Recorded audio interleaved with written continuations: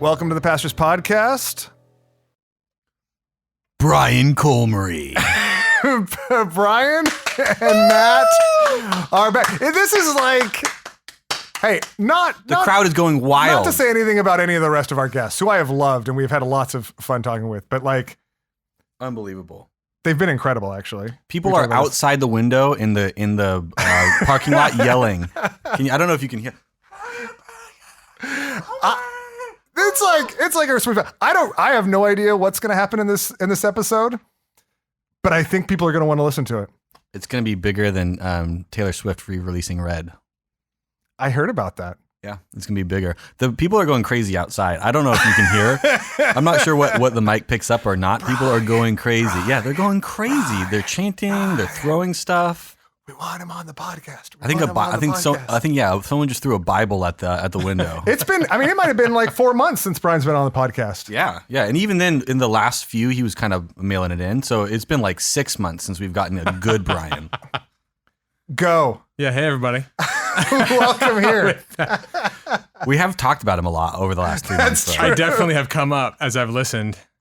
Brian, like a foil. Brian Podcast foil. Brian keeps commenting. He's like, why do I end up the butt of the jokes on no matter who the guest is on the Pastors Podcast? And what did we conclude, Scott? That's a pretty big we. That's a strong we. No. We concluded. Now we're gonna record it, and you're gonna deny your involvement. Unbelievable. His fictional involvement. We concluded that the reason is Matt and all the minions in the corner of the office. Wow. Concluded All the people outside. The reason he's made fun of a lot is he's easy to make fun of. So then you gave your affirmation, and you're all on the same page. Nonverbal. My non-physical affirmation. Matt's theory is basically if Brian wants to not be made fun of anymore, he should just change things about myself. Stop being easy to make be made fun of. Different. Yeah. I would drop a kid off at school and come home, and like every other week, Chrissy would say, "Have you listened to the podcast yet?" Just to wait for me to hear what it was that got brought up that time. You're an important figure in the life of our church, Brian. We can't, Are we trying to affirm him function now? in reference? Do we need Brian. to balance out the making fun with affirmation? It might take more than one. We love you, Brian. You're great. It might take more than one podcast. This week on the podcast, some more people who like Brian. What are your favorite things about Brian? About Brian for you? You can just ask anybody. Take everybody in the church. That's right. Just interview anybody. That's right. What are your favorite things? We just want to fill his cup up. Yeah. Yeah, right? Give him the first fill his cup. He's 10 got minutes of this fill up podcast. Fill up his love cup. Oh. He's got a, I think that bucket I can't do bucket. it. Love bucket. The love bucket. I can't do it. It's got that's what the title of the episode will be. Yeah. Brian's love bucket. You're not that bald. at this point, I think people are sad I'm back. Really? Who would say that? No, Really? not back from Sabbatical. Back on the time podcast. out. Given the ridiculous stuff you guys were doing. Yeah. Man, I was like, he really does have some Wow, that got really serious. That was going to be genuinely funny, and you both ruined it. No, we didn't ruin it. We thought you were were confessing hurt. That was this going podcast. to be a pitch perfect transition to something actual that kind of was self-deprecating in our way, and then moved us on to something else. Yeah, we did not catch it. We did not catch whatever you were doing. Instead you thought I was depressed over here at my... You take yourselves and you're mocking way too seriously. I was not affected by the things that were said on the podcast. You seem like you were about a little... my life with musicals. Seemed like you were a little affected. The bald stuff at this point is ever since Wes looked at me at like 3 years old and said, "My daddy has none hair," I kind of just coped with it and moved forward. Matt's the only one that makes those jokes, which is ironic. Exactly. Yeah. I still think he has more hair than he lets on. I don't know how that's possible. Don't cut it so close, and you would see how it's possible. Okay. I think. Are you angry over there? I think you Matt's, sound like anger. I think Matt's just forehead. sadness, anger, a lot of emotions coming back from Sabbatical. I think Matt's forehead, if he just let it grow, would have like 9, like bald really spots? prominent. No, but really prominent hairs. Like just. Oh yeah. Like what used to be like the peak. It just boom. I don't know. I see a whole set of hair. When I let it go like a couple weeks, it already looks real awkward, like real awkward. So it wasn't great. I was in middle school when I was first told I was bald. So Yeah, people are definitely glad I'm back on the podcast. All right, so he's like, I think he's genuinely flustered over there. I don't think so. Can we just pause the podcast real quick? And we're gonna give him Let a me hug. collect myself. And All right, wait. Okay, we're back, and we've dealt with the issues. Had a bit of Oh, a jeez. We have a fake pause. Okay, hold on. I left this place is in shambles. What is going on? I think we might need Basically- Scotty. I think we might need one more pause. I just want one more quick pause. Wait, we need a. Okay, see, and now we're back.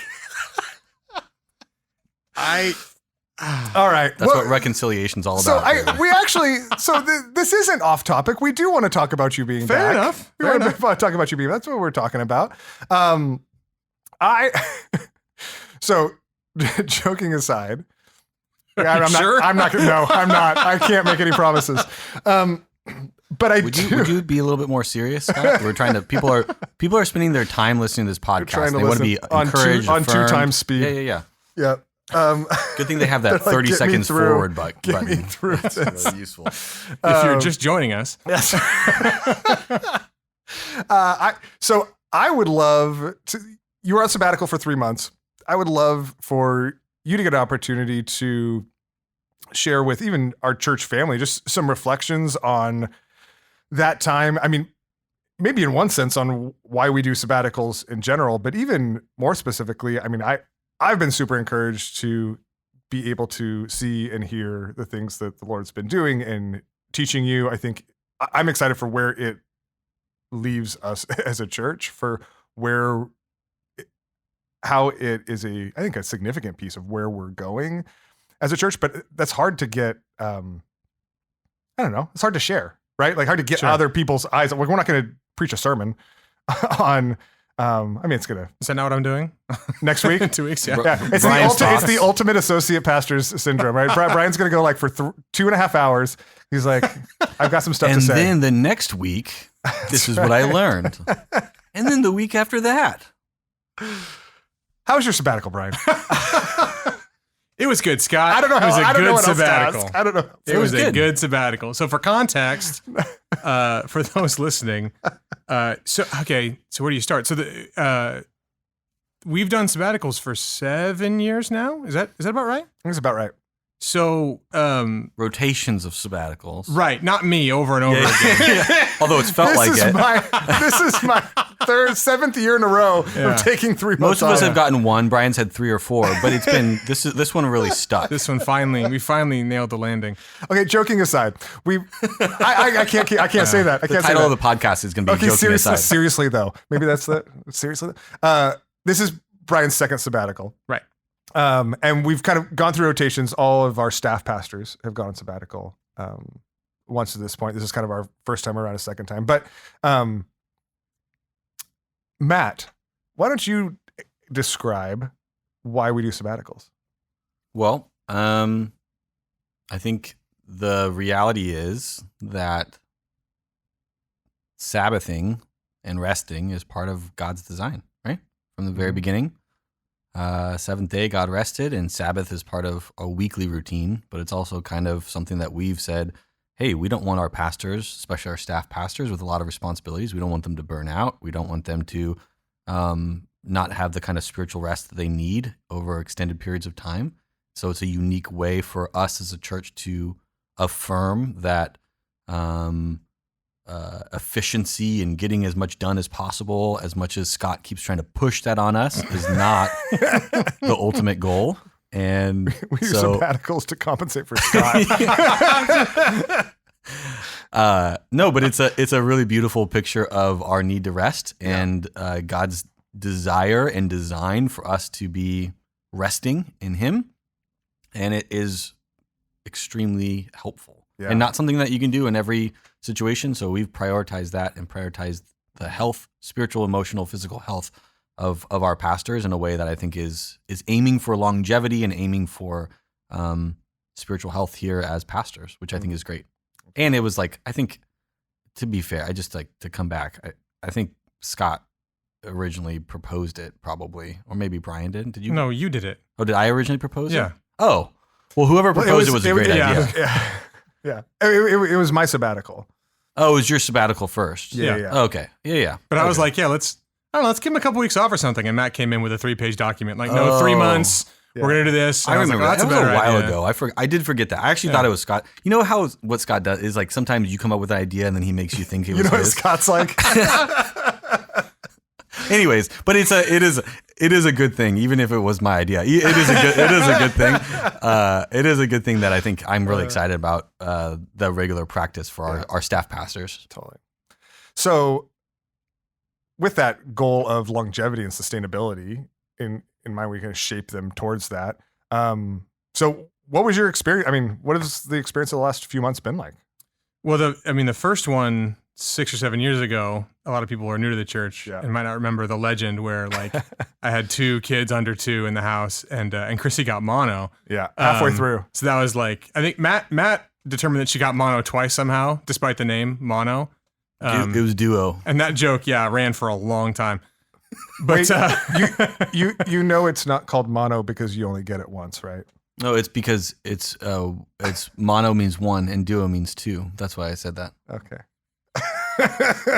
Yeah, it was the joke that went around the ages. And so so there was just sort of this running gag. I mean, it was great, but there was a running gag that like the first one wasn't able to be what we had kind of designed it to be as much. And so when this one came around, I think a lot of people, thank you for your prayers. A lot of people were worried I was going to tear an Achilles or something else is going to happen. And it was great. No one really got hurt or sick.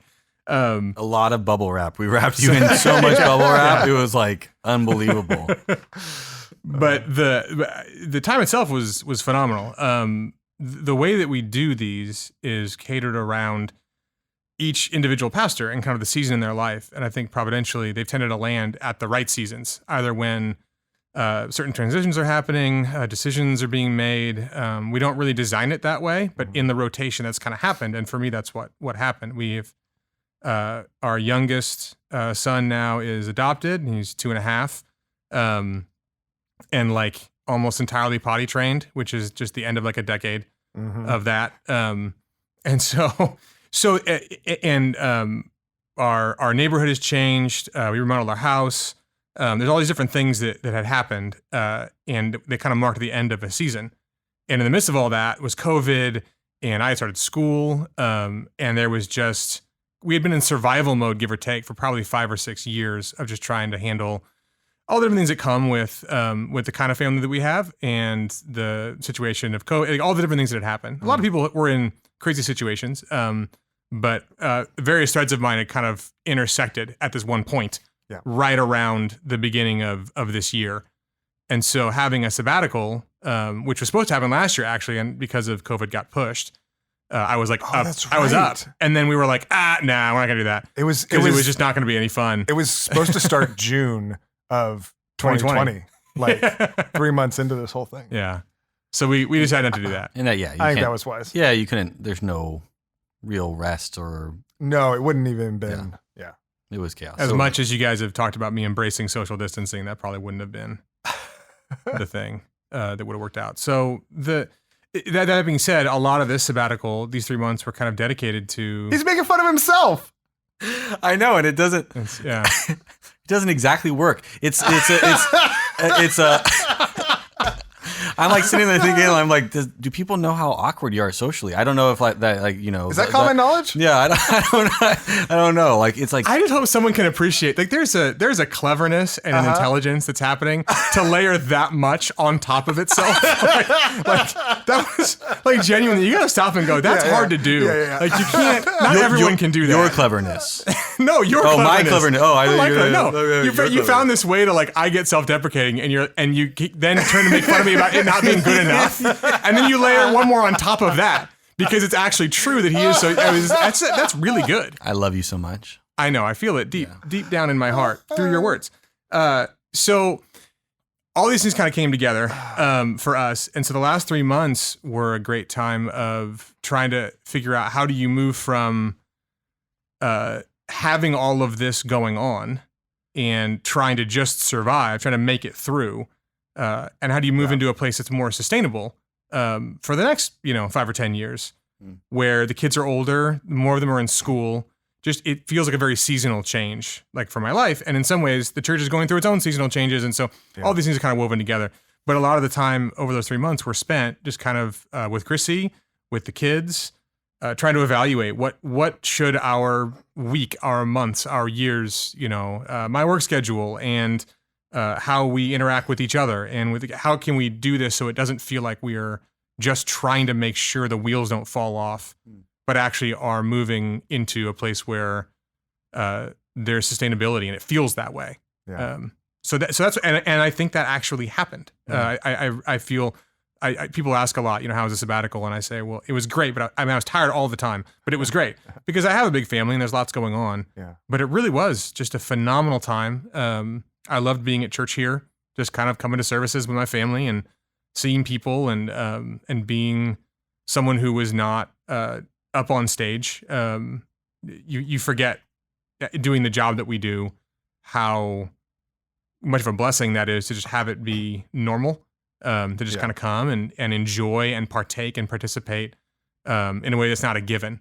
Which is that part was great. It was just it was phenomenal. I really feel privileged to have had it, and I'm excited to come back now, feeling like there is more sustainability. There is more ways of being that I think feel more stable. Yeah.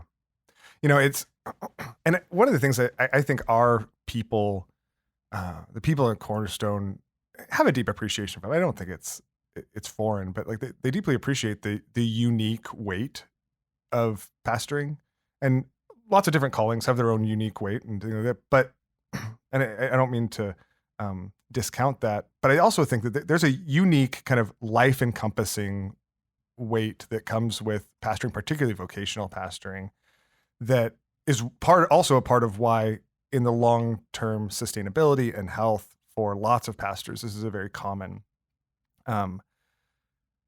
component of the health and longevity of the pastoral role. And I just so appreciate that. I so appreciate the fact that we have a church family that, number one, rejoices in that, number two, supports it and prays and has prayed and lifted you up through that, and number three, that we have the type of church family and setup where like you can still come and be a part of the body in a healthy way, and engage in friendships and relationships where your identity isn't solely in other people's eyes, caught up in this role. I think a lot of churches oftentimes struggle with that. And if a pastor's like, well, I'm going to take weeks off, so I can't see people from my church at all because they're just going to pour that, bombard me. Yeah. Onto me. I think that's both sweet and a blessing. And I think provides opportunity for the type of insights and direction and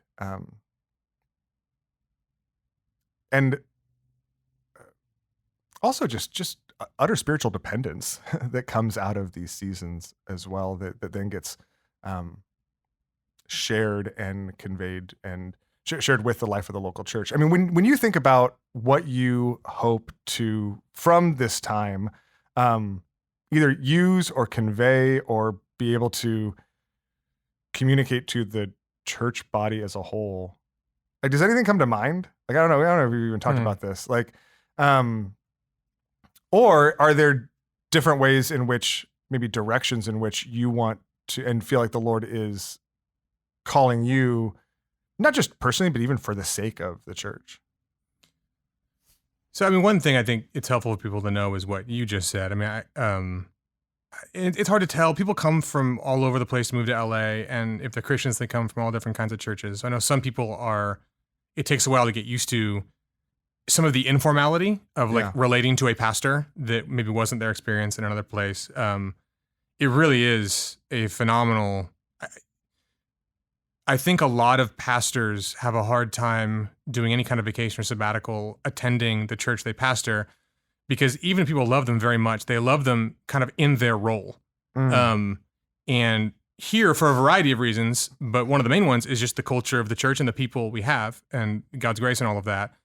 And we are cared for, and I experience it. I am cared for. I'm loved by my person, not just by my role. And I don't know if people really understand how much of a big deal that is. In a job where you can really get, you can be viewed through a lens so quickly and feel like parts of you are left outside of that lens.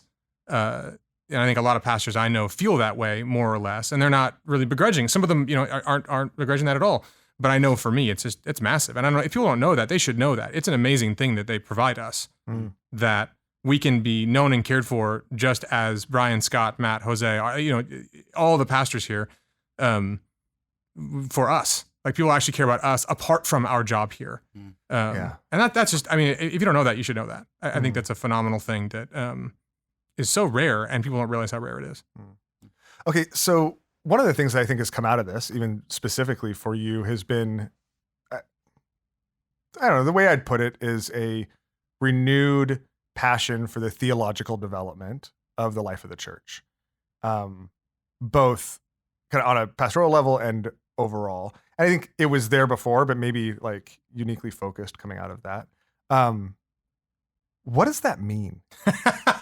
Like why did I would Inside love for the you, mind of a pastor. yeah, Okay. like out of the last Okay. even after the last 3 months, I think this is something that you're uniquely excited about, and I would love to even, I don't know, in a brief version, have you explain why the ongoing theological development of us as a church matters, and why the Lord's calling you to Sure. to prioritize that. So, with the caveat that this is a big thing, and so this is gonna be scattershot, and For sure. might be a little more scattered than you guys are used to. So, I mean, there's lots of reasons. One is this. So I read a story about this old like science fiction show, and what had happened is there's, I think Star Trek, right? And they land on this planet, and the planet is run by one giant supercomputer, and it's in the center of this planet, and it's been running everything, the lights, the food, the whole thing, the whole ecosystem is run by this really advanced supercomputer, and it's been that way for millions of years, or thousands, I suppose thousands of years at that point. Thousands of years this thing has been running. Generations and generations and generations have passed, and this ship sort of other people, maybe humans, get there. And they land and they meet everyone, and the planet's having these big problems because sometimes the lights aren't turning on, but they don't know how the computer works. They forgot, so they can't fix it. And so there's all these sort of problems happening on the surface of this planet that are happening because of something happening at the center, but no one remembers how they did that, how they built that, how it works, how to fix it. So they're trying to kind of patch up all these external problems, and they can't do it because they've forgotten. And in a lot of ways, I think there's some mirroring there with a lot of the things that are happening in Christian culture, at least in America or maybe in the West, where we are kind of raised, most of us, in this unique time in Christian history, where a lot of the show your work of things, we stopped doing that. So there's been thousands of years of Christians thinking hard about the Bible and what it means and how to apply it in a world that's diverse and complicated and big and needy. And they did all this work to try and produce it, and a lot of people ended up kind of like grabbing the answers that they got and kind of making a list out of those answers and then saying, okay, learn those answers and you're going to be fine. But life's too complicated for that. And so when you bump into difficult things, and I think things like politics these days, a lot of the cultural issues that are happening, a lot of our own individual ways of reacting to our emotions and thoughts and feelings and relationships, we have this set of kind of this crib sheet of answers we've been given that's this kind of summary statement, but we never knew how to do the work ourselves. So we can't go back in a new situation and say, oh, well, let's do the work of theology, which is taking scripture and applying it to this situation in a way that feels broad and thorough and accurate and right and fitting for what's happening. And so kind of old problems or old answers don't always work for new problems if you don't know how you got the first answer.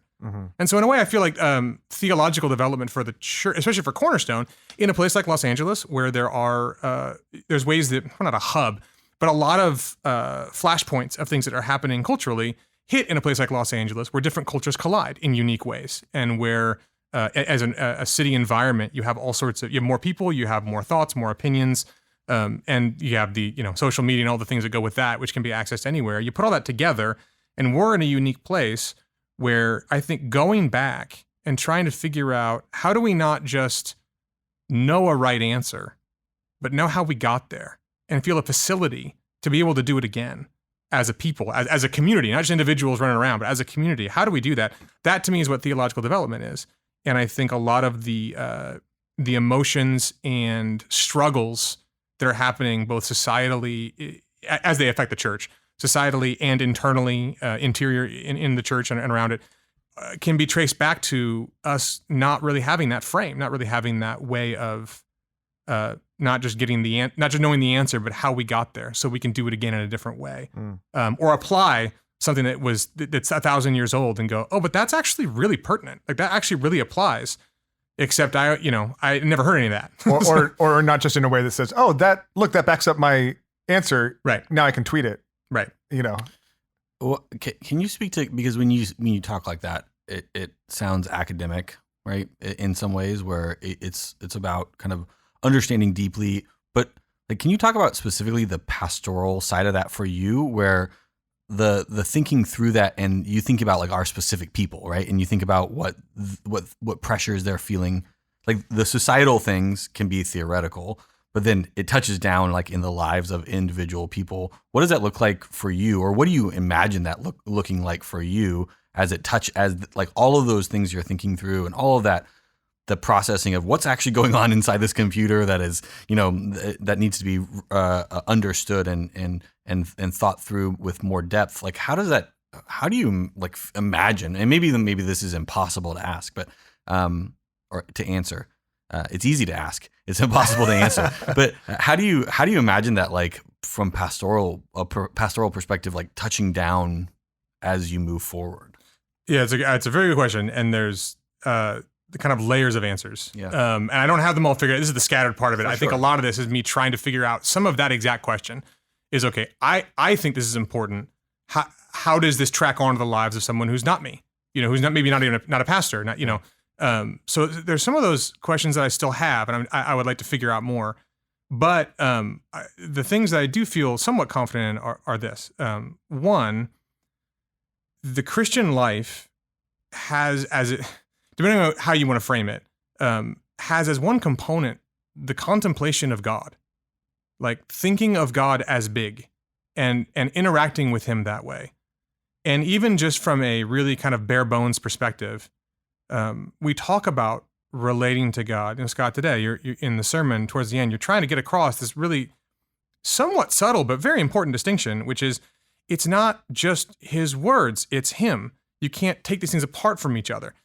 And to interact with someone, but not ever think about their nature, not ever think about how they work, not ever want to get into certain details, doesn't track. And I think leaves us the worse off for it, because we end up reducing Christianity to answers to a set of social problems and answers to a set of personal problems. And really, in a sense, you might want to say, okay, well, how do we directly address that? How do we kind of go after that? And one way to do it is to say, okay, well, it's not that. There's it's a negative way of doing it. It's not what you're doing. But I think what's interesting is the only positive way to address it is really to address it in an indirect way.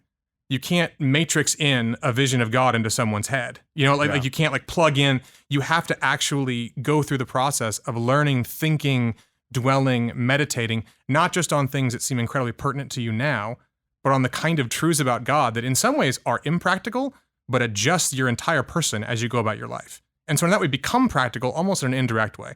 So some of it pastorally is that, is I think we need a vision of God that our crib sheet is not providing for us. That's one. Other things I think include pastorally, I think there are a lot of people who feel caught in the midst of a lot of cultural winds. And they find themselves going, oh, to the left, to the right. I don't feel like I fit either of these. I don't really like either of these. But they also don't feel like, well, but I've got this thing nailed, though. I know exactly how to do this because these are complicated things that they're feeling and experiencing, whether it's at the workplace, online, wherever, amidst family. Yeah. And so I think trying to give us a better set of tools, not just a hammer, not just a screwdriver, but like a more robust set of tools for how to do what it is Christians have done for a long time, is a way to help there and give them more security. Now, that doesn't mean they all have to become, perfectly fluent in all of these things, but it does mean that one of us should, and all of us should in some ways. And so for me, coming back pastorally, it's like, well, maybe I should be someone who's doing a lot of that work and helping us all do it together as pastors, and then helping us provide that for people in a way that they go, oh, this isn't just what kind of the party line that I've heard or whatever, throughout all the different spaces I work in. Yeah. There's a way for me to then feel like I'm understanding more of what's happening around me. And now, rolling the first point, I'm understanding that inside of a larger vision of God that I have. So all of that's like really cool. Yeah. I mean, there's more, where I think that the way that we put our Christian understanding together is built on a kind of foundation. And historically that was called catechesis. It was this idea of this really weird... Bless you. Yeah. It basically was a set of questions and answers that kids would memorize. Yeah. And it's one of those things where it's like, okay, that sounds very rote. It sounds kind of empty. It's, devoid of soul. It's just memorizing stuff. It's kind of what I don't want Christianity to be, is just memorizing stuff. But what would happen is, as those kids and young adults grew up, they all of a sudden had access to this set of really kind of robust and rich ideas about who God is and who they are they had memorized, that were these synthesis of scripture. And they would be able to start going, oh, I can use these categories all over my life. And so it begins to form this foundation that wasn't just kind of a pylon here, a pylon there, to borrow your image this morning, but it really is a fully laid foundation that they go, I could build a whole house on this without any spot feeling like it's going to drop through. And that's this really cool thing too. So you see some of the indirectness of it is actually where it's the most pastorally beneficial, I think. And where people who are listening, they're going, oh yeah, that might not hit me square. That might not make the next 4 hours today. Mm-hmm. Oh, Brian did some theological development. I feel so much better. Yeah. But over time, as that accrues, you find yourself just a different person with a different vision of God and yourself, and with a different ability to navigate the world because of this more thorough foundation you have and more tools you've been given by your pastors. I so appreciate that. And I'm actually really glad that we got there, because I wanted you to also talk about how the nature of this just allows us to know God, right? There's so many ways we can stop up short, being like, okay, yeah, I get him, right? When if anybody ever does that to us, we're like that's annoying. That's like, wait, you don't know me. You're not taking the time to get to know me. Oh yeah, no, I get what you like. I've got a label for you, right? But God, infinite in complexity, even longs for us to continue to spend our entire lives coming to know him. And that's where when I hear you talk about that, when I hear you talk about the need for theological development, the need for just a deeper understanding of God, in one sense, I feel like there's probably a lot of people, if they've been at Cornerstone for any amount of time, who feel like, yeah, I kind of feel like I've got more of that than average, right? I think I'm thinking about things in a nuanced and in a deeper way. I'm invited in to know God. But what I hear you say, and you can correct me if I'm wrong, but is that in a lot of ways, we tend to want to think about things diametrically opposed, or in bifurcated. Is that the right? Binary? Binary. We'll go with that. I would love to see you try to spell bifurcate. Is there a Q in there? I need a whiteboard. But we think about things in the binary. So either I'm not good at this at all, and so I need to grow in it, or I'm better than average, and so I don't need to think about it. But what I keep hearing you saying is there's so much more to be had.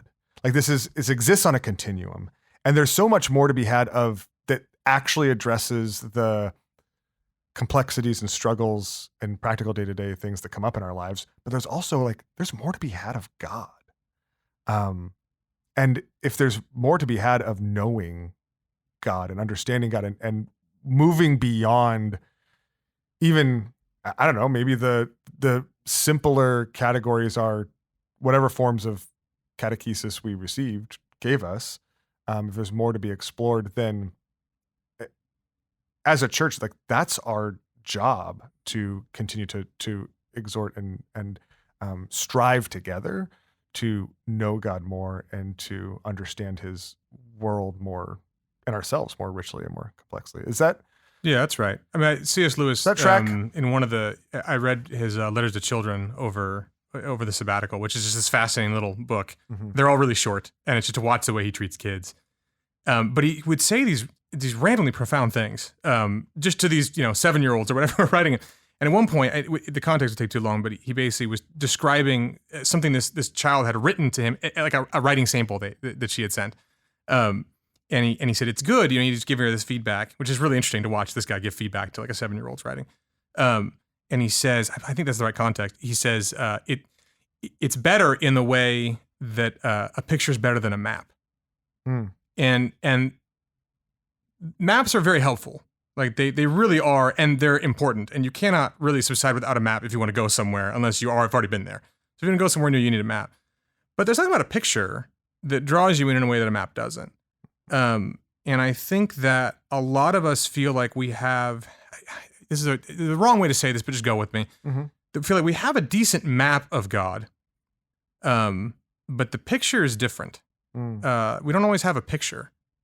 And there's ways that I can make that immediately theological and get really intense and talk about Christology and Jesus and how he's the very image of God and these different things. And that's all right and true, and I would love to do it. But I think the big thing is that we're told he's big, but we never think on his bigness. And sometimes we're told to think on his bigness, but that doesn't actually mean anything. Mm. Think about how big he is. Okay, he's big. He's very big. He's bigger than big. He's the biggest of the biggest. He's the infinitely big. You don't get so far there. When I start talking about how God is 3 in 1, how he's simple, how he's not just good, but he's goodness itself, how there are things about the nature of God that are so substantially different than anything you or I have ever experienced, that they're not even created, they're not creaturely, they're not in the universe, they're separate, that he's alien to us, that he's not large, he's largeness. He's like that there is a way in which you will never understand him. And if you start trying to exercise your mind and your heart to sit before him in his nature, in who and what he is, that is so utterly foreign to you and me, you begin to find yourself saying he's big in a really different way, the way a picture is better than a map. Mm. And I think that there's something to that for us. And I think that sometimes the things that sound academic sound like they want to give you a better map when they're really trying to give you a better picture. Mm. Thomas Aquinas, if you ever read any of Thomas Aquinas, it's as academic as academic gets. They called it scholastic. This is way of doing things. It's like the finest of fine distinctions. And he wrote this big book on it. And he basically didn't finish it. He said because he had this experience while he was essentially taking communion. He had this experience of God where he kind of, reading into it a little bit, it seems like he says, I came to terms with, or I encountered the God I was describing, and I just couldn't. He said everything I've written is just straw. He said, I can't. And there's something in which I don't think those are separate experiences. Mm. I think him working through, just exercising his mind and his heart and his soul to think about God's nature. The things that God has said in Scripture, the things he said, think along these lines. What must this mean about me? What must this mean about the world and you if this is true? To really exercise yourself in that direction is to work towards an understanding of God that's a lot. It's not just you being told it's big. It's a picture, not a map. Yeah. So that's where I think this stuff comes in and does something counterintuitive. It's not just an intellectual exercise. But I think without loving God with, heart, soul, mind, and strength, I don't think you can pick one. I think you lose things. Mm. And so I'm not saying everyone, and if you're listening to this, I know it's like, oh, okay, so now I've got to make the finest of fine distinctions. No, that's not it. We're going to give you pictures too. Like we're here to help. It's why God gave the church pastors and why God gave the church these people who were doing some of this. But you yourself beginning to think hard things, to begin to exercise yourself in this direction as we help. And maybe as, as I find a role here that allows more of that, I think is going to give us a better picture, and we're going to be a little more floored than we are by God, and be able to encounter the fact that we can only, I could keep going. I could keep going a long time. Yeah. No, I mean, I so appreciate that, because I mean, I just know even practically how much that and your influence in that has both shaped my relationship with God, my knowledge of God, but also shaped my ministry and teaching and thinking and preaching, and has shaped the life of our church to this point. And I think what we're saying is, and I think one of the things that has come out of this season, I guess the way I would summarize it is in a sense, a renewed passion and commitment to not get so inundated by all the specifics and logistics that unique role and contribution that you have in fueling that in all of our lives is lost, which I'm really excited about. We'll talk about this more, but since we're like right here before with the last few minutes, I want to ask you, and this is another like question. I know that we don't have time for you to answer it sufficiently in the way you want to, but I want to ask you, why does this type of endeavor belong in the local church? And not because it sounds like the type of endeavor that belongs in the academy, that belongs in seminaries, and that, that then maybe can like produce books or something like that somebody in the local church can read. But why does this endeavor and I think somebody would be like, oh, but that doesn't sound as much like doing the work of a pastor. And I think what we're saying is that is like absolutely, particularly given your gifting, but especially that is the work of a pastor. But why does this type of work belong in the local church? Yeah, that could get long. But to try and nutshell it, one part of that is there's a historical answer, which is the fact that we'd ask that question at all means that, it's been the last 150 years have happened, or 200 years. Yep. So ever since kind of everyone blames everything on the Enlightenment, but this is a real one. Like ever since the Enlightenment, and kind of the way that reason came to dominate as our only authoritative source of everything in the world and everything else, the university split and fractured to the point where now, someone's like, oh, that sounds like academic stuff versus pastoral stuff. Those are two very different things. And there's a whole lineage of that thought that we could trace out. But before like 200 years ago, no one would even know what you were asking. The best theological minds in our Christian tradition were pastors, all of them, without fail. And the reason they were the best, and because of that, that split that's happened, you now have a lot of people who, if you go read like John Calvin, Martin Luther, Augustine, kind of these kind of big names in the history of the church, you find that they're very easy to read. They don't sound academic, even though they're making these incredibly fine distinctions. You get into Aquinas and those guys, it feels academic, but for most of these guys, they were trying hard. And there's women, there's all these people who were writing, and they were writing out of the context of their pastoral ministry and the needs of the people in front of them. So all those fine academic distinctions they're making are being used in service of the people, and they're paying attention to them because of the needs of the people. So they're not going, hey, here's a cool academic thing. Let me see how it works for the people. I like the academic stuff, but I really should apply it. They're saying, no, these are together. These are two sides of a coin, and you can never do one without the other. Yeah. And so only recently, you read the theology books, like this, it sounds really dry. Yeah. Sometimes you read commentaries and you go, oh, this is so like clinical. But just rewind just a few hundred years. Yeah. And the people who are doing the best, most robust, intricate theological work about the nature of God and what the Trinity's like and all these things are people who are standing in awe of God and doing it for the service of the people that they're pastoring week to week. And so for me, I go, that was never supposed to end up this way. And if you're turned off and you hear academic stuff and the way I'm talking, that makes total sense to me. But it's because we're children of our age. Yeah. And it's because all you've ever seen of this is probably things that have been written in the last 100 years. And it does seem really dry. And you'd rather pick up like, a Christian Living book off the shelf and read that. I tell you, just rewind a little bit and you will find yourself more in awe of God and what he's done because someone went in both directions simultaneously and held them together. And so, which it really is the same direction, the analogies fail. Yeah. But that's where I say this is absolutely something that is pastoral. It's always what we've done. And you can't do theology well if you're not being motivated by pastoral need or by life need. Yeah. That doesn't, you have to be a pastor to do it, but by what's actually happening in the world God made. Because otherwise you're just spinning your wheels for no reason and they get disconnected and they get dry and clinical and it gets really lame. Yeah. So I look forward to Did you say looking lame? backwards. I did say lame. I'm a man of the people, Matt. Yeah, I was going to say. That's a clinical term.